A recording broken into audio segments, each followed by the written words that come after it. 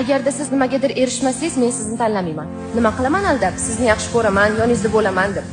Sizni yoningizda bo'lishi mumkin, qachonki sizdagi vajohatni, erkaklarga xos ovchilik xislatini ko'rsam.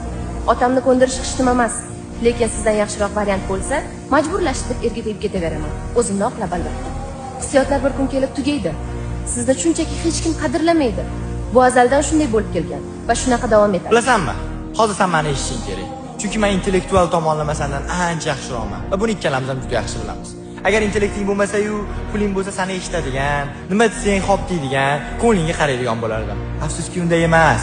Do'stim, jigarim deb nima qilaman? Bularning hammasi his-tuyg'ular. Vaziyat taranglashganda esa bularning hammasi chekida talqon etib turadi. Puling bormi? Ha, tushunarli. Demak-ku, sen yaxshi kadr bo'lishing mumkin. O'qish qizil diplomga bitirgan bo'lishing ham mumkin. Lekin to'g'risi, puling bo'lmasa men seni ishga ola olmayman.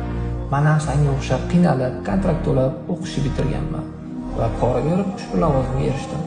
Endi o'z pullarim qaytarib olishim kerak. Porani yomon ko'ramiz, lekin o'zimizga kelganda dengizdan tomchi ko'rib ishimizni hal qilamiz. Dunyo shunaqa, shafqatsiz.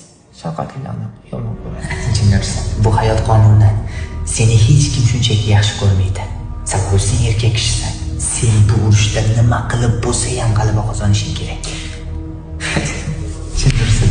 Sen hech qachon ozod bo'la olmaysan. Ota-onang rozi qilsang farzandlaring rozi qilsang ayoling. Mohiyatan mana shunda.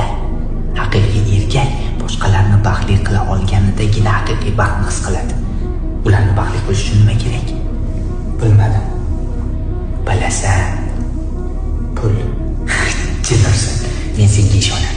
Sen bu urushda g'alaba qozonasan.